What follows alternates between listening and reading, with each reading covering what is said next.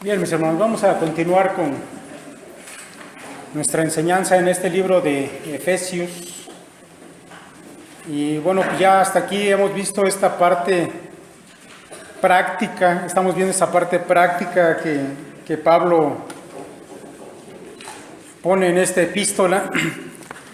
Hemos visto ya una exhortación pues a vivir como imitadores de Dios, como hijos amados, como hijos de luz, sabios, aprovechando el tiempo. Hace 8 días vimos que el Señor también capacita al creyente a través de la llenura del Espíritu Santo. Se nos explicó en qué consistía esto y, mis hermanos, lo que vamos a ver el día de hoy está ligado a eso. Una de las consecuencias de ser lleno del Espíritu Santo es esta que vamos a ver el día de hoy, no solamente la parte de cantar salmos, de estar alegres, todo esto. Aparte de eso, mis hermanos, también esa llenura del Espíritu Santo nos capacita para vivir de una manera especial. Comienza el apóstol Pablo diciendo allá en el versículo 21, si tiene abierta su Biblia: someteos unos a otros en el temor de Dios. Ahora, cada vez que en la Escritura se habla acerca de la vida práctica, la vida del día a día de los hijos de Dios, siempre va a aparecer esta frase, temor de Dios, que sin duda tiene un sabor al Antiguo Testamento, de allí proviene. Y el apóstol Pablo va a retomar ahora esta idea, porque todo lo que nos va a decir de alguna manera tiene un trasfondo también del Antiguo Testamento. El temor de Dios, mis hermanos, como lo sabemos, es la clave suprema de una vida conforme a la sabiduría divina. El predicador dijo que el principio de la sabiduría es el temor de Dios. Y Pablo nos va a presentar ahora este asunto del temor de Dios como la clave para vivir de manera sabia. A nosotros, los que somos parte del cuerpo de Cristo, en el contexto de lo familiar, eso es lo que vamos a ver el día de hoy.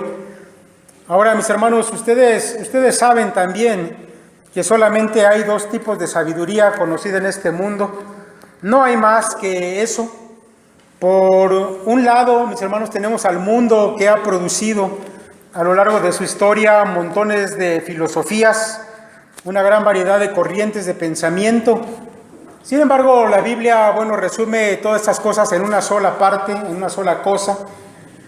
Y por el otro lado, mis hermanos, pues está la sabiduría que, como dice Santiago, proviene de lo alto. De hecho, Santiago resume en 2 toda sabiduría. Por un lado, la sabiduría divina y que proviene de allá arriba, de lo alto. Por otro lado, la sabiduría que él dice es terrenal, animal y diabólica. La sabiduría divina, usted también conoce esto, es la única verdadera. Esa sabiduría por medio de la cual Dios rige a todo el universo material. Y, mis hermanos, también hay que decirlo, por esa sabiduría Dios rige también todo lo que tenga que ver con el plano espiritual. Mire, a mí me parece muy interesante que en estos tiempos de gran avance tecnológico, cuando los científicos, a través de esos maravillosos aparatos que han fabricado, pueden contemplar el universo y asombrarse ante la maravilla de la creación de Dios, y algo que a ellos les deja asombrados, entre muchas cosas, está todo ese conjunto de leyes que rigen de manera perfecta este universo. Ellos reconocen que los astros, que todo lo que existe se rige bajo ciertas leyes. No saben de dónde vienen esas leyes, según ellos, pero sí las reconocen. Sin embargo, mis hermanos, es un poco contradictorio que cuando hablamos de la sabiduría del mundo, que es capaz de asombrarse por las leyes que Dios ha impuesto al universo, cuando hablamos de lo personal, de la vida en sociedad, de la vida familiar, este mundo, mis hermanos, no ha avanzado. De hecho, va de mal en peor. todos los conceptos que se manejan hoy en día acerca de la familia, el matrimonio, etcétera, es un asunto de locura, de absurdo, del absurdo más ridículo. Mire, precisamente es aquí donde los cristianos deben permanecer firmes en esa sabiduría divina. Porque, como ya lo vimos la semana pasada, Dios ha dispuesto a su Espíritu Santo, el cual nos llena para que seamos impulsados por Él a vivir de la manera correcta, apegados a la verdad de Dios en cada uno de los aspectos de nuestra vida. Mire, un cristiano que sin embargo vive su vida familiar de acuerdo a las modas y pensamientos de este mundo, es una contradicción en sí mismo. ¿Cómo puede decir que es hijo de Dios, que es luz, que conoce de la sabiduría de Dios y sin embargo regir su vida por las modas, las formas de este mundo? Es una contradicción. Sin embargo, mis hermanos, también hay que reconocer que es muy fácil que muchos cristianos se deslicen y adopten esas maneras mundanas, ya sea por ignorancia o por comodidad. Y mis hermanos, no hace falta que yo comente ahora todo lo que el mundo piensa y proclama acerca del matrimonio, lo que piensa y proclama acerca de la crianza de los hijos, del trato de la familia en general, porque ustedes lo saben, ustedes lo están escuchando en las noticias, lo están leyendo todos los días y saben que es un asunto de locura realmente. Para nosotros el día de hoy va a ser más importante, mis hermanos, centrarnos en esa sabiduría divina que nos indica la norma de Dios para sus hijos. Y mis hermanos, tomando en cuenta este concepto antiguo testamentario del temor de Dios, deberemos ceñirnos a esa sabiduría divina, deberemos hacerla parte de nuestra vida si realmente queremos ser considerados como esos hijos amados, como esos imitadores de nuestro Padre, como esa luz para este mundo. Solamente lo podremos hacer viviendo en el temor de Dios, de la manera en que Él nos indica. 3 relaciones familiares abarca este pasaje que acabamos de leer. Por un lado, mis hermanos, en primer lugar está la relación entre la esposa y el esposo. Número 2, los padres y los hijos. Y número 3, los amos y los siervos. Tal vez se pregunte usted qué tiene que ver los amos y los siervos aquí. Bueno, en la antigüedad, los esclavos que estaban y servían en una casa eran considerados como parte de la familia, o deberían ser considerados así. Así que muchos cristianos que eran esclavos y servían y eran parte de una familia tenían que tener ciertas actitudes. Mis hermanos, no vamos a ver el día de hoy esta tercera parte de los esclavos, por cuestión de tiempo en primer lugar. En segundo, bueno, decidí no tocarla para emplearme más en las otras. Sobre todo, bueno, no está en nuestro contexto ahora este asunto de la esclavitud, aunque pudiéramos tomar algunas partes provechosas, preferí extenderme a las 2 primeras que vamos a tratar a continuación. Ahora, mis hermanos, déjenme dar una palabra en general acerca de todo el asunto familiar visto globalmente.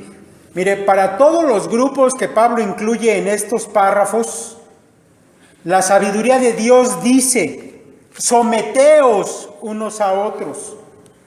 Mis hermanos, el principio rector en las relaciones familiares de los cristianos, escuche bien esto y no quiero que lo olvide, es la sujeción. El principio rector en las relaciones familiares de los cristianos es la sujeción. Yo sé que a algunos les gustaría pensar que lo principal en una familia debería ser, no sé, la libertad, por ejemplo. La libertad para que cada uno crezca como quiera, que sea lo que quiera, que viva como mejor le parezca. Para otros, tal vez lo principal en una familia debería ser el amor. Tal vez una familia donde todos se quieran, se toleren, no haya roces entre ellos. Para otros tal vez lo principal en una familia debería ser la felicidad. Después de todo, ¿de qué sirve una familia si no es para darnos felicidad, etcétera? Pero mire, el Señor diseñó a la familia y esto no quiero que lo olvide, para vivir en sujeción. Para vivir en sujeción. Si se cumple este principio dentro de nuestras relaciones familiares, mis hermanos, todo va a ir bien. Y nuestro testimonio como hijos de Dios, como luz para este mundo, entonces estará en el camino correcto. Ahora, déjenme hablarle un poco acerca de este principio de autoridad y después vamos a ver la manera en que Pablo lo dice para cada grupo. Mire, este principio de autoridad o sujeción tiene su origen en Dios. No es algo que se inventó Pablo ni que tenga su origen en el pensamiento humano. Es un principio que tiene su origen en Dios. Y se cumple, mis hermanos, en todas las cosas creadas de este universo. Esas leyes que mencionaba hace un momento, que tanto asombran a los científicos y que según ellos no saben de dónde salieron, pero sí saben que están allí. Son una muestra de que todo está sujeto al Creador y Él ha puesto leyes que rigen al universo. Pero mire, este principio de sujeción va incluso más allá del mundo físico y material y llega incluso a las esferas celestiales, espirituales. Las criaturas celestiales, los ángeles, a los que la Escritura les llama poderosos en fortaleza, todos ellos, mis hermanos, están sujetos a su Señor. La Biblia, de hecho, utiliza una manera de llamarlos, y esa manera es servidores. Los llama ministros, quiere decir servidores de Dios. Una parte del Salmo 104, que es un salmo que a mí me gusta mucho, dice: el que hace a los vientos sus mensajeros y a las flamas de fuego sus ministros. Usted sabe que la palabra viento, en el hebreo, la palabra ruach, significa tanto viento como espíritu. El que hace a los espíritus sus mensajeros y a las flamas de fuego sus servidores, sus ministros. Mis hermanos, estar sujeto significa estar bajo la autoridad de alguien. Y eso, mis hermanos, eso implica un respeto, una obediencia y un servicio. Y eso mismo es lo que esas huestes poderosas espirituales rinden al Señor. Un respeto, una obediencia y un servicio. Ese principio de sujeción va más allá de lo material y trasciende, mis hermanos, a lo espiritual. Pero déjeme decirle que no se queda solamente en los ángeles. Ese principio de sujeción existe aún dentro de las personas de la Trinidad. Pues usted sabe que la enseñanza del Nuevo Testamento es que el Hijo, cuando se hizo hombre, vivió sujeto a su Padre, incluso a sus padres terrenales. Pero mis hermanos, hablando del seno de la Trinidad, sabemos por la revelación bíblica que el Hijo un día se va a sujetar al Padre de manera permanente y eterna, porque el Hijo seguirá existiendo en la forma de hombre, aunque con un cuerpo glorificado, pero vivirá sujeto al Padre permanentemente. Dice el apóstol Pablo allá en 1 Corintios 15, porque todas las cosas las sujetó debajo de sus pies, y cuando dice que todas las cosas han sido sujetadas a Él, claramente se exceptúa aquel que sujetó a Él todas las cosas, pero luego que todas las cosas le estén sujetas, entonces también el Hijo mismo se sujetará al que le sujetó a Él todas las cosas, para que Dios sea todo en todos. De manera, mis hermanos, que este principio que es regidor para las relaciones familiares es el mismo principio que gobierna a los ángeles y que gobierna también incluso dentro de las personas de la Trinidad. Gobierna todas las cosas. Ahora, hay que decir, mis hermanos, que en este mundo, en este tiempo, la verdad es que la humanidad vive en rebeldía en contra de Dios. Pero también sabemos que va a ser un asunto temporal, porque va a llegar el día en que esta humanidad va a ser sujeta al Señor.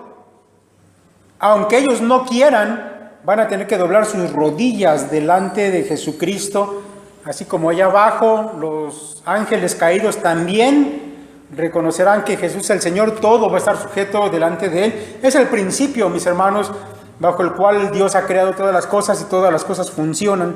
De manera que no nos extrañe que el principio central del funcionamiento de la familia y de las relaciones familiares sea la sujeción. Ahora Pablo va a decirnos, mis hermanos, las características en cada caso. Y él va a comenzar, en primer lugar, con las esposas.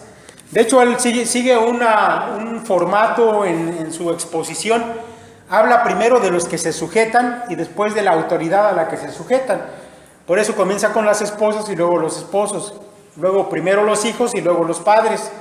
Después primero los siervos y luego los amos de esos siervos. Este es el formato que sigue Pablo, por eso va a comenzar primero con las esposas. Si tiene abierta su Biblia, vea allá verso 22. Dice, las casadas estén sujetas a sus propios maridos como al Señor, porque el marido es cabeza de la mujer, así como Cristo es cabeza de la iglesia, la cual es su cuerpo y Él es su Salvador. Así que como la iglesia está sujeta a Cristo, así también las casadas lo estén a sus maridos en todo. Mis hermanos, es preciso entender lo que Pablo está enseñando aquí, dentro del contexto que ya he mencionado. Porque si no, mis hermanos, a veces se caen errores a la hora de explicar esas cosas y se llega a extremos que no son deseables. Entonces Pablo comienza hablando de que las casadas estén sujetas a sus propios maridos como al Señor. Ahora, cuando se usa esta frase, como al Señor, pues la verdad, mis hermanos, hay que decirlo, hay hombres que han abusado de eso. Le han dicho a sus esposas, ya viste, la Biblia dice que te tienes que sujetar a mí como si yo fuera el Señor. Y hay incluso autores, estaba leyendo en la semana por ahí un libro donde se cita a un autor que decía en su libro, usted como varón no se puede considerar líder en su casa si le está tomando parecer a su esposa de las cosas que tiene que hacer. Si usted es un buen líder en su hogar, no le pregunte nada a su esposa. Todas las decisiones las tiene que tomar usted. Incluso la manera en cómo se viste su esposa. Usted escójale la ropa. Ella no tiene por qué escoger. No tiene por qué tomar ninguna decisión. Esos son los extremos a los que se van cuando malentendemos, mis hermanos, esto y otros, a veces peores, ¿no? Verso 22, esa sujeción de las casadas a sus maridos, mis hermanos, debemos entender, es parte de su sujeción al Señor. Cuando dice ahí como al Señor, es decir, ellas se sujetan a sus maridos porque entienden o debieran entender que es parte de su sujeción a Cristo. Si una mujer no está dispuesta a sujetarse a su marido, aun cuando entienda esto, pues es una mujer que de plano no está tampoco dispuesta a sujetarse al Señor Jesucristo. Es un asunto de rebeldía que no debe existir si estamos hablando de mujeres cristianas, pero sobre todo, si estamos hablando de mujeres llenas del Espíritu Santo, este no debe ser ningún problema, porque ya dijimos que es un principio que rige en todo el universo material, espiritual, incluso dentro del seno de la Trinidad. Mis hermanos, la sujeción no es algo humillante ni vergonzoso, es un orden que Dios ha establecido para que las cosas funcionen, de manera que las mujeres deberían estar sujetas a sus propios maridos, porque de esa manera permanecen sujetas también al Señor. Y esa sujeción, mis hermanos, debe ser por lo tanto voluntaria, no forzada. Voluntaria. Así que, mi hermano varón, si tú piensas que debes decir a tu mujer, mira lo que dice la Biblia, te tienes que sujetar a mí, bueno, no es esa la manera. La manera es que la mujer debe reconocer que es la enseñanza bíblica, que es parte de su sujeción al Señor, que es un asunto que debe brotar de manera voluntaria e impulsada por el Espíritu de Dios. Y mis hermanos, debe provenir todo esto de reconocer que Dios es quien ha establecido este orden, no el hombre, no fue su marido, no fue esa cultura machista que mencionan las feministas. Es un asunto establecido por Dios y además las mujeres deben entender que es por su propio bien, por su propio bien. Si usted quiere estar bien en las cosas espirituales, en las cosas de Dios, en la relación familiar, debe reconocer esto. Digo, usted puede ser una mujer exitosa, empresaria, científica, lo que quiera, y con el mundo va a estar bien. Pero en su persona interior, en su espiritualidad, incluso en su satisfacción personal, no lo va a estar si no se apega al principio, al manual divino, pues no funcionará, ¿verdad? Mire, cuando los cristianos nos sujetamos al Señor, lo hacemos conscientes de que es por nuestro propio bien, ¿o no?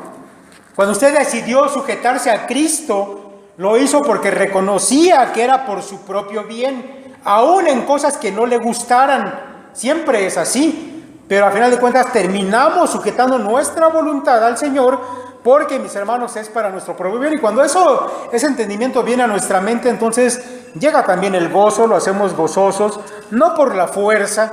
Así las esposas cristianas deben entender esta disposición de parte del Señor para su propio bienestar. Mire lo que dice el versículo 23, porque el marido es cabeza de la mujer. Comienza Pablo con un porque, es decir, una razón de por qué deben sujetarse las esposas, porque el marido es cabeza de la mujer. Así como Cristo es cabeza de la iglesia, la cual es su cuerpo y Él es su Salvador. Ahora, quiero explicarle esta razón de por qué debería una esposa estar sujeta a su marido. No es un asunto de superioridad. Esposas no se sujetan a su marido porque él sea superior a ustedes. De hecho, sabemos que no es así. En muchos ámbitos las mujeres son superiores en sus capacidades a los varones. Tampoco se trata de un asunto de dominio de parte del hombre. No es porque el hombre sea más fuerte y si no te sometes, te someto. No se trata de eso. La Biblia, mis hermanos, se encarga de decirnos que delante de Dios, tanto el varón como la mujer son iguales. Delante del Señor son iguales, pero aquí en este mundo hay un orden. Pero Pablo nos da una verdadera razón de por qué sí deberían sujetarse. Mis hermanos, si esa razón es la misma razón por la cual la iglesia se sujeta a Cristo. Ahora, la pregunta es, ¿por qué la iglesia debe permanecer sujeta a Cristo? Bueno, Pablo dice que la razón es porque Él es su cabeza y su Salvador, su cabeza y su Salvador. Y estas dos ideas, mis hermanos, o estas dos palabras, contienen un sentido soteriológico. Esa palabra soteriológico se utiliza para hablar acerca de salvación. Tiene un sentido salvífico.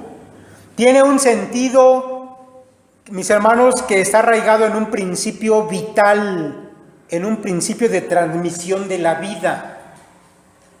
Mire, la iglesia como cuerpo de Cristo solamente existe porque existe la cabeza. Y así como un cuerpo no podría vivir sin la cabeza, sería algo, a lo mejor con la ciencia puedes mantener por ahí un cuerpo vivo un tiempo, pero eso no es una persona consciente de sí misma, es algo anómalo, raro. Un cuerpo no puede existir como persona si no tiene una cabeza. La iglesia, mis hermanos, solamente existe porque emana de Jesucristo. Él es el fundador, el creador de la iglesia, y en ese sentido Él es su cabeza. De la cabeza, según Pablo, transmite la vida hacia el cuerpo. Como Cristo transmite vida a la iglesia y la iglesia existe a causa de Él. No al revés. Pero además, mis hermanos, también Cristo respecto de la iglesia es su Salvador. Y ello, mis hermanos, implica que Cristo dejó todo lo que Él era, toda su gloria, su riqueza, se desprendió de eso para venir a este mundo y salvar a la iglesia mediante su muerte. Cuando la iglesia está consciente de esas dos cosas, se somete a su Señor, porque sabe que la vida proviene de Él y porque sabe que Él es el quien le salvó para vida eterna. ¿Qué podemos hacer para, mis hermanos, demostrar nuestra gratitud delante del Señor? Sujetarnos a Él, porque además es para nuestro propio bien. Ahora, ustedes como cristianos entienden esto. Yo sé, mis hermanos, que decirle esto a gente que no conoce la Escritura le va a sonar extraño, no lo va a entender, ni lo va a aceptar tampoco. Es un asunto a lo mejor de locura para ellos, porque las razones son espirituales. Y usted, mi hermana, esposa, espero que esté entendiendo lo que estoy diciendo. Ahora, el varón, mis hermanos, es cabeza de la mujer por las mismas razones que Cristo lo es de la iglesia. La mujer existe por causa del varón. Sí lo sabe, ¿verdad? Génesis nos enseña eso. Dios creó al varón, al hombre.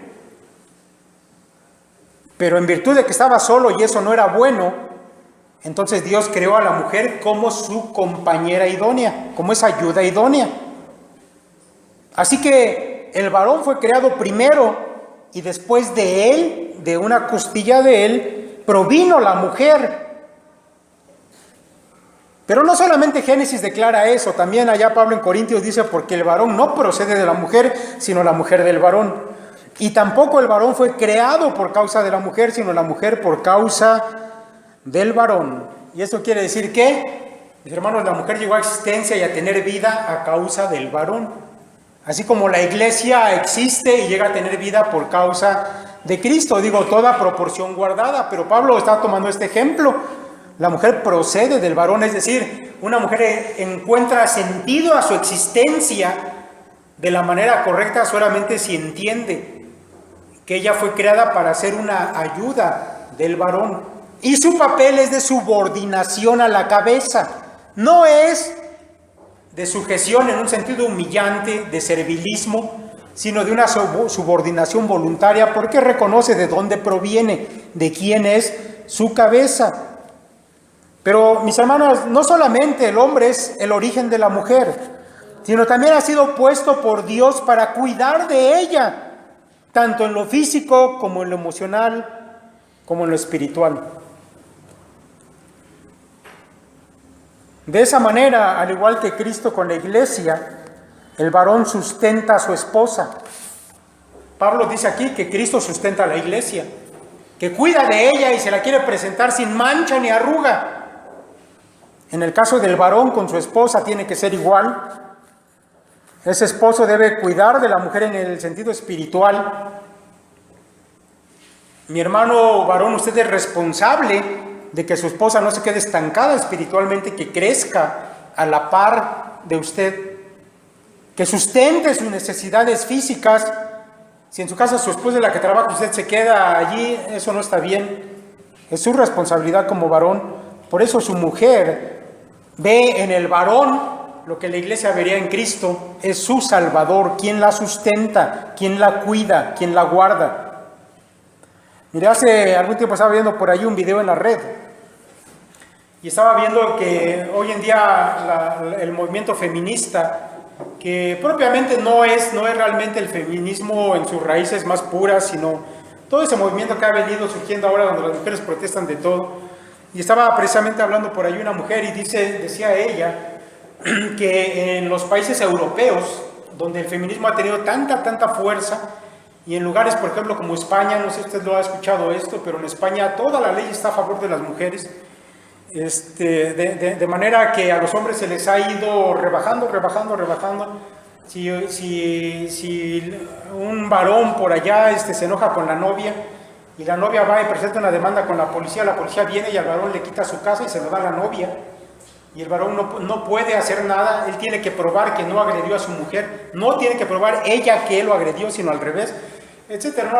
Al varón se le ha sobajado bastante en los países europeos, y esta mujer comentaba que ahora que está entrando mucho refugiado musulmán a Europa, está comenzando a haber muchas agresiones en contra de las mujeres, muchas violaciones, muchas agresiones físicas, y los varones europeos no hacen nada, porque han adoptado una conducta casi femenina.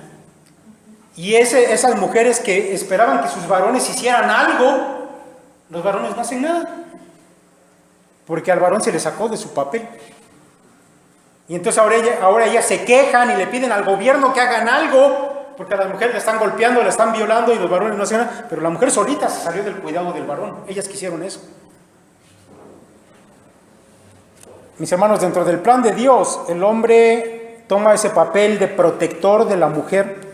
Una esposa debería sentirse protegida por su marido, así como la iglesia es guardada y protegida por Cristo. Mis hermanos, esta sujeción, dice el apóstol Pablo, allá en el siguiente versículo, dice el apóstol Pablo: así que como la iglesia está sujeta a Cristo, así también las casadas lo estén a sus maridos en todo. Lo estén a sus maridos en todo. Esta sujeción, mis hermanos, Pablo lo remarca aquí, debe ser en todo. Y simplemente lo quiero explicar rápidamente también para no entrar en asuntos extremos, a veces sujetarse en todo. Bueno, las mujeres deberán estar sujetas a sus maridos, si seguimos en la comparación que hace Pablo, haciendo lo que agrada a sus maridos, tomando en cuenta que ellos están sujetos a Cristo. Todo lo que el marido hace o demande de su mujer, a final de cuentas será para bien de ellas mismas y de su familia, porque Cristo no pide nada pecaminoso a la iglesia. Jesucristo no le demanda nada dañino a la iglesia, sino que todo lo que Cristo demanda de la iglesia es para su propio bienestar también. Y aún, mis hermanos, cuando la iglesia tenga que vivir en este mundo, a lo mejor pasando por tiempos difíciles y de sacrificio, la iglesia entiende que permanece sujeta a Cristo, agradándolo a Él, porque es al final de cuentas para su propio bien.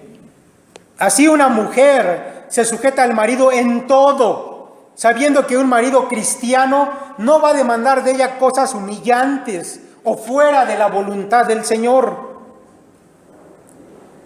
Mis hermanos, esta manera de vivir tomando como modelo a Cristo y a la iglesia solamente es para los matrimonios donde los dos son cristianos. Y yo creo que entiende por qué, ¿verdad? ¿Qué pasa cuando el matrimonio es mixto y, por ejemplo, la mujer es creyente pero el marido no? Bueno, la sujeción no va a poderse dar al 100%. La sujeción de la mujer cuando el marido no es cristiano solamente va a llegar hasta cuando el marido le pida a ella algo que vaya en contra de la voluntad de Dios. Entonces la mujer no podrá obedecer al marido en ese caso, porque es primero obedecer a nuestro Señor antes que a los hombres. Por eso, mis hermanas jóvenes solteras, no se casen, no tengan novios inconversos, porque están saliendo del contexto del temor de Dios, de la sabiduría de Dios, y el resultado va a ser indeseable, va a ser no grato. El apóstol Pedro dedica algunos capítulos allá en sus epístolas, algunos versículos en sus epístolas a hablar de esto, de los matrimonios mixtos. Y ahí la mujer se somete a su marido con la intención de que sin palabras gane algún día a su marido para el Señor. Pero ahí ya cambió, ya la motivación es otra. Cuando, mis hermanos, el matrimonio es completamente cristiano, él y ella, bueno, el propósito de ese matrimonio va a ser reflejar a Cristo y a la iglesia en esa unión de amor. Vamos rápido, ya vieron que es muy largo y podríamos tener una aplicación para cada uno de estos asuntos, pero quiero tocar por lo menos otras dos cosas. Así que vamos a pasar, mis hermanos, rápidamente al asunto de los esposos, versículos 25 al 31. Y en base a lo que ya hemos dicho, seguramente que muchas cosas van a tomar sentido y no quiero repetir mucho. Dice ahí el apóstol Pablo: maridos, amad a vuestras mujeres, así como Cristo amó a la iglesia y se entregó a sí mismo por ella, para santificarla, habiéndola purificado en el lavamiento del agua por la palabra, a fin de presentársela a sí mismo una iglesia gloriosa, que no tuviese mancha ni arruga ni cosa semejante, sino que fuese santa y sin mancha. Así también los maridos deben amar a sus mujeres como a sus mismos cuerpos. El que ama a su mujer, a sí mismo se ama. Porque nadie aborreció jamás a su propia carne, sino que la sustenta y la cuida, como también Cristo a la iglesia, porque somos miembros de su cuerpo, de su carne y de sus huesos. Por esto dejará el hombre a su padre y a su madre, y se unirá a su mujer, y los dos serán una sola carne. Bueno, como ya he dicho, mucho ya lo he explicado anteriormente, así que, mis hermanos, solamente quiero añadir algunas breves cosas. Sobre todo que los maridos deben tener siempre en mente, mis hermanos, y yo espero que no pierdan esto de vista, les va a ser de utilidad saber que el amor en el matrimonio, el amor que el marido debe tener por su esposa debe ser de la misma clase que el que Cristo tuvo por la iglesia. Y si usted entiende cómo Cristo ama a la iglesia, y usted es parte de la iglesia, entonces deberá entender cómo usted debe amar también a su esposa. Digo, la iglesia no es perfecta, está llena de pecadores que fallamos una y otra vez. ¿Se imagina cuánta paciencia debe tener Cristo para con nosotros, para con la iglesia, para no habernos desechado ya o habernos borrado ya de una buena vez? ¿Cuánto amor Cristo debe tener para la iglesia? ¿Usted cree que alguna vez Cristo ha pensado en separarse de su iglesia? Y decir, bueno, no, es que no tienen remedio, mejor me divorcio de ella. Bueno, su amor debe ser como el de Cristo por la iglesia. La manera en que los esposos se someten o se sujetan, porque el tema central es la sujeción, a sus esposas es a través de un amor sacrificial. De un amor sacrificial. Mis hermanos, eso quiere decir que usted, así como lo hizo Cristo, que por salvarnos se desprendió de todo bienestar que tenía ya en la eternidad. Él era rico y se hizo pobre por nosotros y dejó sus derechos, su gloria incluso. Bueno, usted como marido debe saber que todas las acciones que realices, todas las decisiones que tomes, deberán ir encaminadas hacia la felicidad de tu esposa, hacia la santificación de ella. Tú debes ser el líder espiritual en tu casa, hacia el bienestar físico y material de ella. Si tu esposa no está bien vestida, si tu esposa está padeciendo por problemas de salud y tú no te preocupas, bueno, ella lo va a reflejar. Cualquier persona que vea a tu esposa sabrá cómo eres tú, simplemente por verla a ella. De manera que tu amor debe ser como el de Cristo por la iglesia, que el Señor se ha propuesto presentarse a una esposa sin mancha ni arruga, perfecta. Ahora, mi hermano, déjame decirte para terminar, porque en esto quiero ser muy breve. Si en todos estos años que tú llevas de matrimonio, tu esposa no ha crecido espiritualmente, es tu culpa. Porque tú eres el líder espiritual de tu familia. Si tu esposa no ha avanzado en su crecimiento espiritual, en su conocimiento de la Biblia, en su relación con Dios, eso no es problema de ella, totalmente, sino de ti como cabeza de tu mujer. Si tú no te has encargado de sustentarla en lo material después de todos estos años, y a lo mejor ahora resulta que ella es la que se va a trabajar en lugar de ti, entonces déjame decirte que no estás siguiendo el modelo de Dios, estás fracasando en ese modelo que Él nos ha dado, y tu papel como esposo está dejando que desear. Mi hermano, yo creo que debes reconsiderar entonces. Este es el modelo de Dios, sujeción en la parte de un amor sacrificial, sustentador, de dar vida a la esposa en lo espiritual, emocional y en lo material, que son los asuntos que menciona Pablo aquí. Bien, mis hermanos, vamos a pasar rápidamente al asunto de los hijos, porque también hay algunas cosas que decir. Capítulo 6, los primeros 4 versos. Dice el apóstol Pablo: hijos, obedeced en el Señor a vuestros padres, porque esto es justo. Honra a tu padre y a tu madre, que es el primer mandamiento con promesa, para que te vaya bien y seas de larga vida sobre la tierra. Y vosotros, padres, no provoquéis a vuestros hijos, sino criadlos en disciplina y amonestación del Señor. Ahora, a los hijos cristianos, ya sea que vivas dentro de la casa de los padres, todavía dependiendo de tus papás, o a lo mejor ya te casaste y vives aparte, pero tus padres todavía viven, el apóstol Pablo tiene algunas palabras para ti. Mira, para los que viven bajo el techo familiar todavía dos cosas dice el apóstol Pablo: obediencia y honra. Obediencia y honra. Ahora, mira, déjame decirte algo rápidamente de la obediencia. Pablo nos enseña que el hecho de que el hijo se mantenga obediente a sus padres es algo que es justo, dice él.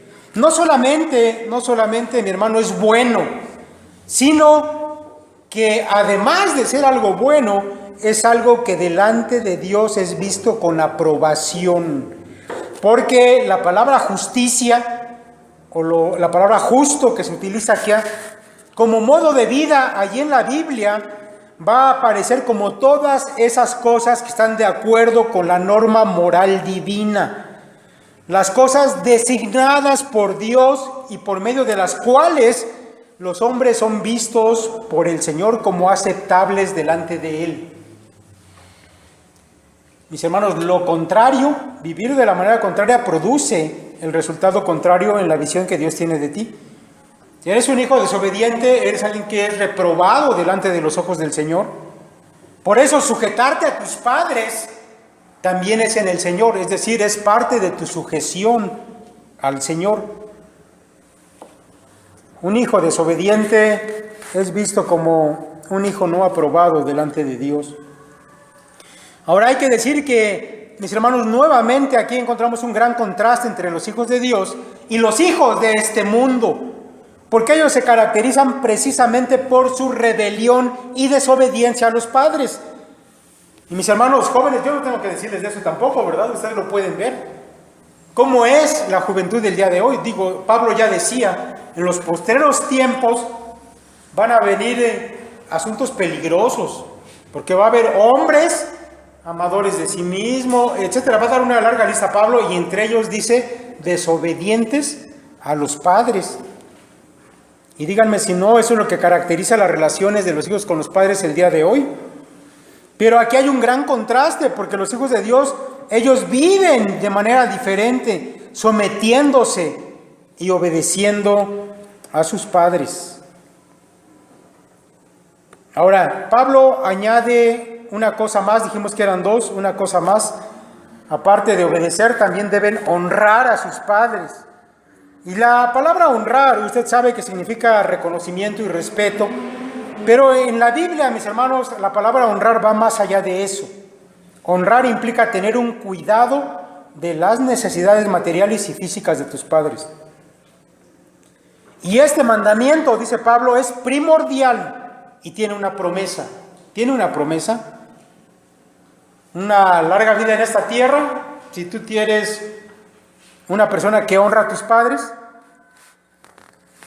Pero también, mis hermanos, hay un principio de retribución en la Biblia que se aplica aquí. El apóstol Pablo dijo, no os engañéis, Dios no puede ser burlado, pues en todo lo que el hombre sembrare, eso también segará.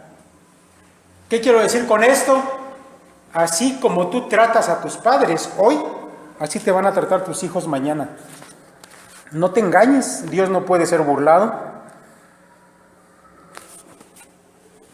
¿Quieres mandar a tus padres a un asilo?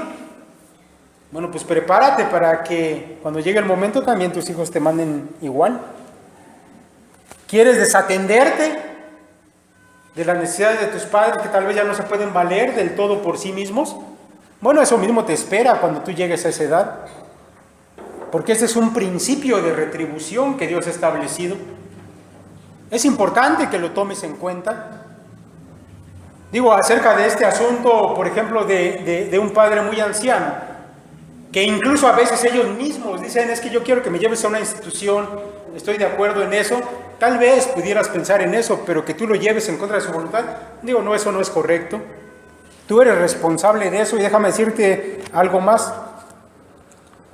Los nietos también son responsables y caen dentro de este mismo asunto. Si tus abuelos tienen necesidad y tú tienes la posibilidad como nieto, la Biblia también los exhorta a hacerse cargos de las necesidades de los abuelos. Este asunto de honrar a los mayores es una parte importante en la Escritura. Ahora, hay una parte de exhortación para los padres. No solamente los hijos deben obedecer y honrar, los padres también tienen un deber hacia los hijos. Y es algo muy, muy interesante, dice el verso 4 del capítulo 6, y vosotros padres, no provoquéis a ira a vuestros hijos, sino criadlos en disciplina y amonestación del Señor. Mire, este mandamiento está dirigido sobre todo a los padres varones. La palabra griega que se utiliza aquí para hablar de los padres, y vosotros padres, es una palabra que hace alusión sobre todo a los varones, y está en el contexto de la crianza de un hijo en disciplina. Ahora, yo quiero decirte algo, mi hermano varón. Bueno, yo sé que los varones, sí, cierto, son la cabeza, pero creo que el paquete más grande se lo llevan ustedes, varones, no solamente cuidar de su esposa, sustentarla, sino también la crianza en disciplina de los hijos corresponde sobre todo al varón. La responsabilidad de un padre, escucha esto, la responsabilidad de un padre es la de formar hijos que lleguen a ser más adelante buenos cristianos. Y para ello Pablo te recuerda que la disciplina y la amonestación son necesarias. Si tú te has encargado de formar a tu hijo como un buen doctor, como un buen abogado, pagaste la universidad, la escuela, todo eso, pero él no es cristiano, bueno, déjame decirte que no te ha ido tan bien. Estás en un camino de fracaso tuyo como padre y de tu hijo en su vida que va a la perdición. Si tú dices, es que mi hijo sí es cristiano, pero no viene a la iglesia, bueno, yo me pregunto también de qué manera entonces tú le has disciplinado, le has instruido. Hay padres que dicen, sí, mi hijo sí es cristiano, pero no se para en la iglesia desde hace años, pues porque no le gusta venir. Bueno, no es un buen cristiano, yo dudaría que fuera incluso cristiano. Ahora déjame explicarte un poquito acerca de este asunto de la disciplina y la amonestación. La disciplina, en primer lugar, tiene que ver, mis hermanos, con la reprensión y aún con la corrección física de los hijos en su debido momento. Ya claro eso, en su debido momento.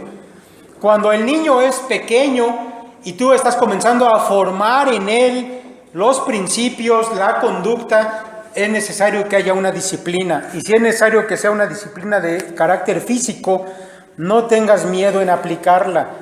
La Escritura nos deja en claro que es mejor que uses la vara cuando el niño es pequeño y no que después cuando sea grande te estés arrepintiendo de no haberlo hecho.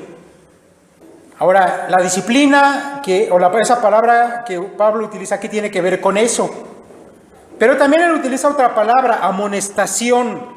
Y esa tiene que ver con la exhortación de tipo verbal, por medio de la cual un padre educa y guía a sus hijos. Así que por un lado, si es necesario corregirle, hazlo, pero no dejes pasar la oportunidad de sentarte con él y explicarle de la disciplina, de la corrección, de los principios, de darle guianza verbal para su vida. Estas dos partes, mis hermanos, son tomadas tanto del Antiguo Testamento y ahora Pablo lo trae acá porque es algo importante. Mira, yo sé que muchos psicólogos hoy en día dicen, no, es que a los hijos no les debes castigar, no les pongas la mano encima, ponlos ahí en un nicho de algodones porque vayas a dañar su personalidad y después ¿para qué quieres? Bueno, esas son una serie de cosas absurdas, tontas, que no funcionan. ¿Quieres echar a perder a tu hijo? Sigue la corriente, la sabiduría de este mundo. ¿Quieres formar buenos cristianos? Sigue la sabiduría que viene de lo alto. Debe haber, mi hermano, disciplina y amonestación, pero sin caer en el extremo. Sin caer en una autoridad exagerada. Sin llegar, mis hermanos, a estar fuera del contexto de la voluntad de Dios. Si tú usas esa autoridad que te ha dado Dios sobre tus hijos para pedirles cosas que ellos no pueden cumplir, para disciplinarlos cuando no había necesidad, eso solamente va a producir un resultado adverso. Dice el apóstol Pablo, no provoquéis a ira a vuestros hijos. Mira, el ejemplo lo tenemos en Dios. Esa palabra padre que nosotros osamos llevar como título, los que tenemos hijos, es un título que le corresponde a Dios. Ahora, tú debes preguntarte cómo Dios, que es nuestro Padre, nos trata a nosotros. ¿Cómo te trata Dios? ¿Te castiga por cualquier cosa? Yo creo que Dios es bastante misericordioso con nosotros. Dios nos ama bastante, nos corrige si es necesario. Y a Dios no le tiembla la mano si tiene que corregirnos en su momento. Pero nosotros debemos aprender a hacer de esa manera con nuestros hijos. Si tú quieres corregir a tu hijo físicamente, pero el niño ya tiene 12 años, mi hermano, eso va a ser contraproducente. Él se va a rebelar en contra de ti, vas a provocar ira, enojo en su corazón en contra tuyo. Porque cuando tuviste que corregirles cuando tenía 2 años o 3, no cuando ya es un joven. Cuando ya es un joven, yo entiendo que él ya no tiene necesidad de eso y deberá recibir una guianza de manera verbal. No te pases en pedirle cosas, en exigirle perfección, en intentar disciplinarle cuando ya no es tiempo, porque eso provoca ira en los hijos y el resultado es totalmente adverso. Y usted dígame si no es así. Cuando al hijo le quiere pegar y ya es grande, eso le va a provocar un gran problema dentro de su casa. Quiero terminar, mis hermanos, como les dije, ya no voy a tocar el asunto de los esclavos, simplemente quiero terminar con una frase de una mujer que me parece basada en la sabiduría de Dios, Susana Wesley, madre de 17 hijos, entre los que estaban John y Charles Wesley, hombres que tuvieron un impacto profundo en la iglesia, escritores, predicadores. Esta mujer dijo: el padre que se cuida de someter la voluntariedad en su hijo, trabaja junto con Dios en la renovación y salvación de su alma. El padre que le concede sus caprichos hace la obra del diablo, hace impráctica la religión, inalcanzable la salvación, y pone todo de su parte para condenar a su hijo para siempre en cuerpo y alma. Y eso, mis hermanos, es una verdad que nos dice la Biblia. Sigue la sabiduría divina. ¿Cuál es el principio para las relaciones familiares? La sujeción. La esposa se somete al marido, el marido a la esposa, en el papel que hemos mencionado, los hijos a los padres, y los padres cuidan y se someten en guiar a sus hijos de la manera correcta, y entonces, mis hermanos, todo funciona de la manera que Dios lo ha planteado. Y déjame decirle que esto tiene dos resultados. El primero es que su familia va a funcionar bien, va a haber armonía en su familia, y el segundo, mi hermano, es que usted y su familia van a hacer luz en un mundo que necesita luz, porque ellos viven en tinieblas. Digo, cuando yo platico con mi hija y hablamos acerca un poco de sus compañeros, todos sus compañeros son hijos de matrimonios separados. Eso es lo que están viviendo hoy. Son niños que no tienen disciplina en su casa y lo manifiestan. Mis hermanos, cuando nosotros vivimos de la manera correcta, vamos en contra de la corriente del mundo y podemos ser luz para este mundo. Dios quiera, mis hermanos, que estas verdades queden allí en nuestra mente, pero sobre todo si hay temor de Dios en su corazón, yo creo que no dudará en ponerlo en práctica ya. Mis hermanos, vamos a orar. Señor, te damos muchas gracias porque nos das, Padre, tu palabra, porque, Señor, a través de ella nos muestra, Señor, la manera correcta de vivir. Gracias, Señor, porque tu sabiduría sin duda que es superior, Señor, a la sabiduría de este mundo. Gracias, Dios, porque nos has dado, Señor, en tu palabra las indicaciones precisas y, Señor, incluso las razones, Señor, de por qué debemos hacer las cosas. Te lo agradecemos, Padre, y queremos, Señor, decirte que en nuestro corazón está el deseo de honrarte, de vivir, Señor, como tú nos lo has ordenado, Señor. Que esta palabra, Señor, quede en nuestra mente, que no sea echada en saco roto, sino que, Padre, sea nuestra manera normal de vivir y de glorificarte a ti en todo momento. En Cristo Jesús te lo rogamos. Amén.